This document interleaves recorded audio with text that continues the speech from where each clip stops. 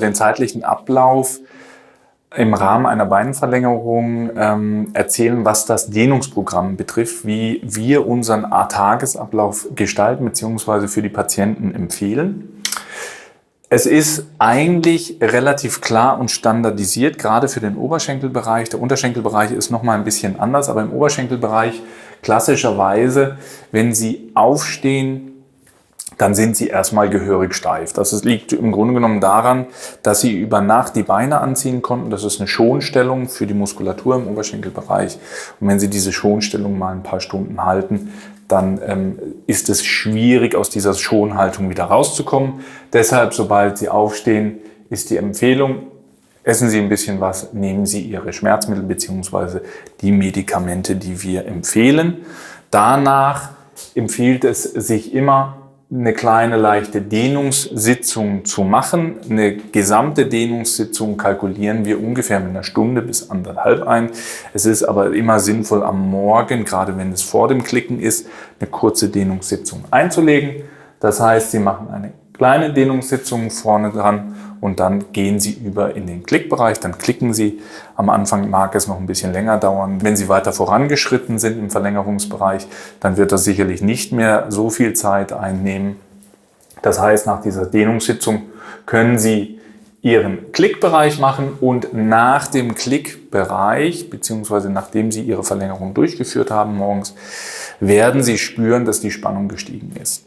Diese Spannung müssten Sie dann direkt, wenn es geht, auflösen. Das heißt, hinten dran empfiehlt sich immer wieder auch einen weiteren kleinen Dehnungszyklus zu machen, damit Sie wieder gut auf der Linie sind und nicht zu viel Spannungsschmerz verspüren. Dann können Sie im weiteren Tagesablauf Ihre normale große Dehnungssitzung einteilen.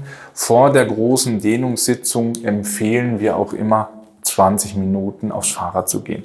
Das mobilisiert die Gelenke schön, wärmt die Muskulatur auf. Dehnen sollte man so oder so nie kalt, sondern schon in aufgewärmtem Zustand.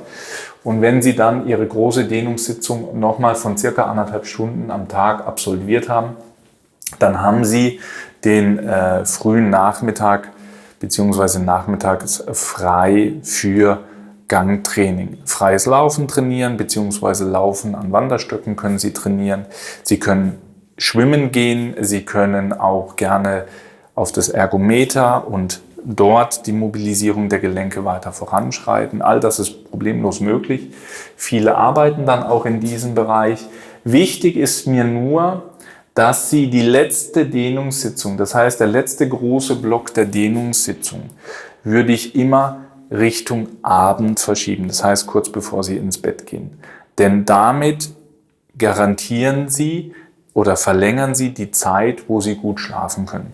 Das heißt, die Dehnungssitzungen sind ja dazu da, um die Diskrepanz zwischen knöcherner Verlängerung und muskulärem Defizit aufzufüllen bzw. zu lösen. Wenn Sie diesen großen Block jetzt alles hier in den Vormittag reinschieben und Sie haben am Nachmittag und am Abend keine Situation mehr, wo Sie Ihre Muskeln praktisch verlängern und schlafen dann ein, werden Sie relativ schnell wieder wach werden.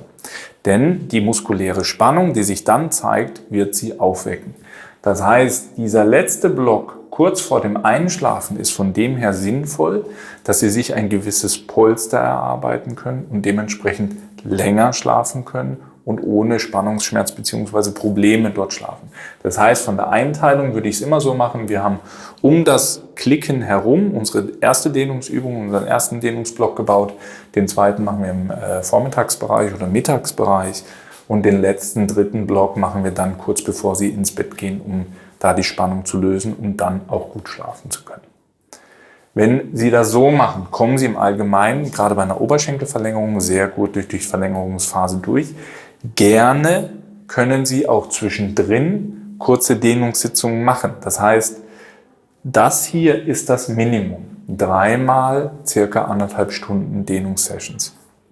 Gerne auch auf 4, 5, gegebenenfalls 6 Stunden steigern, um Ihrem muskulären Gewebe und Ihrem Weichteilgewebe auch die nötige Flexibilität zu geben. Im Unterschenkelbereich ist es etwas anders. Dadurch, dass sich im Unterschenkelbereich der Hauptfokus nur auf eine Muskelgruppe konzentriert, und zwar die Wadenmuskulatur, empfehlen wir eigentlich kontinuierlich über den Tag die Dehnungsübungen zu machen, weil die kann man durchaus mal schnell zwischendrin machen, einfach eine Dehnungssession zwischen reinlegen, eine Viertelstunde, 20 Minuten, und dann kann man das relativ gut über den gesamten Tagesbereich verteilen. Aber auch hier ist es wichtig, eine ausgiebige Dehnungsübung zu machen vor dem Schlafengehen, bevor Sie ins Bett gehen, um dort Spannung rauszunehmen und Ihnen mehr Zeit zu verschaffen, wo Sie spannungsfrei schlafen und eine gute Nacht haben. Vielen Dank.